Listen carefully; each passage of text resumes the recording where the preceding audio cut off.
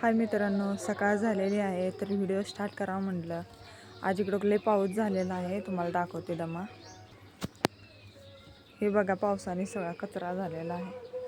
तर आपण हे सगळं स्वच्छ करणार आहे आता. व्हिडिओ लास्टपर्यंत बघा.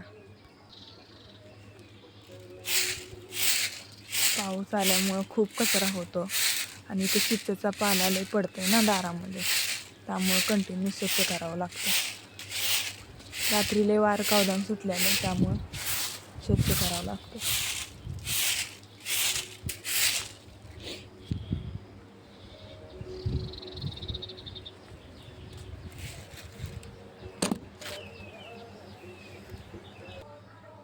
हे आपलं झाडून झालेलं आहे. आता बघा आपलं अंगण.